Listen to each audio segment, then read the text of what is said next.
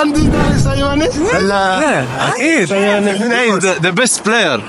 حبيبي شكرا كون ñi dofuñu kon yow foofu nga tollu dafa jot nag tey ñu waxtaan lan mooy valeur ñu xool boutique bii ngay gis fii am na ay nit gars yi ñu ngi dugg di génn fii soo amee 300 jënd soo amee 1000 francs jënd waaye ñu xool boutique bii ci lii fii mën nga fee taxaw 30 minutes doo fi gis ku dugg lu tax boutique bi soo amee lu néew 500 000 doo fi traîner parce que valeur boutique bi moo kawe fu valeur nekk rek dugg ak génn du fa bëri pour ñun ki am valeur mooy ki ñëpp xam ki ñëpp di topp ki ñëpp di aimé ay photom waaye déedéet loolu nag la anglais bi di wax naan be valuable and not available maanaam amal valeur moo gën nga nekk disponible waaye Sadio Mané nag nit ko am valeur la moo tax comme par exemple instant Égypte laa nekk nii képp ku ma romb su ma ko laajee ba mu xam nga Sadio Mané rek dana ma xam na Sadio Mané asalaamaaleykum hal تعرف ساديو ماني؟ نعم أعرف ساديو ماني. ساديو ماني من أين؟ من السنغال. أهلا وسهلا. أهلا وسهلا بكم على السنغال. أشكرك على صبرك معي. حبيبي والله. والله حبيبي ما شاء الله مو صلاح. From to Dubai. xool lii nag foo dem ci àdduna bi rek nii la moo tax nit ku am valeur nag ku am valeur lay bëgg waaye nag xam nga ne vidéo bi def ma ko pour wax ci takku Sadio Mané bi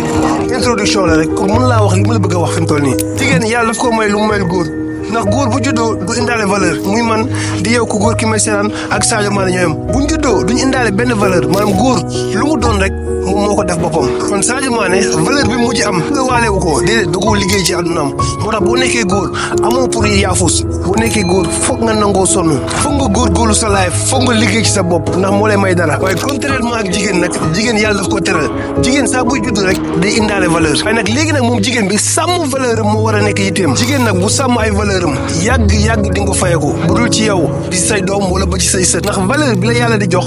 bokkul ak valeur bi nga mën a reyante ci kaw suuf léegi xoolal Sadio Mané moom moo nekkoon ci Premier League bi ci Ligue des Champions bi di reyante matin midi soir di reyante ba jënd ci kër par exemple léegi kër googu noonu moom ak soxnaam ci ñëw ci dëkk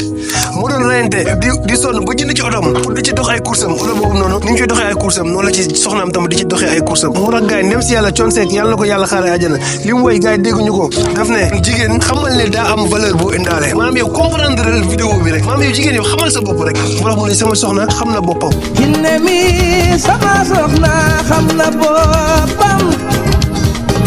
contrairement ak ñi jàpp ne soxna si moo gagné déedéet man pour man Sadio Mané moo gagné tey macha allah waaye nag jigéen ñi yéen ñi leen di gaaruwaale bu leen leen déglu fii kenn bono fii lu yàlla bind rek lu baax la waaye des fois nag sa comportement sa doxalin mooy tax ngay attiré yenn façon góor yi kon ku jigéen ki bu la nee góor yëpp a yem rek wala góor yëpp duñu wax dëgg rek waxu la jikko góor ñi déedéet moom jikkoom la lay wax parce que nit ki ni nga mel sa comportement ak ni ngay doxalee mooy définir yan façon góor ngay attiré sa dund am na ñoo xamante ni góor yu am valeur rek la ñuy attiré am ñoo xam ne góor yu am diine rek la ñuy attiré am na ñoo xam ne nag ay góor yu passe temps rek la ñuy attiré kon du ci góor ñi déedéet bàyyi waatal xel sa doxalin rek après mu jeex waaye bien sûr que nag valeur nekkul ci ay oto kër ak ay Liverpool déedéet waaye exemple bi ci sayer laa ko mën a jël parce que mooy li nit ñi di gis let's go Thiely ewa nanga def yee dana def nanga def parce que تعرف Sadio Mané yeah of course yes Sadio Mané عندي تعرف Sadio Mané لا اكيد the best player حبيبي شكرا best player in Liverpool حبيبي better than Mohamed Salah you are Egyptian حبيبي كريستيانو رونالدو Cristiano is the top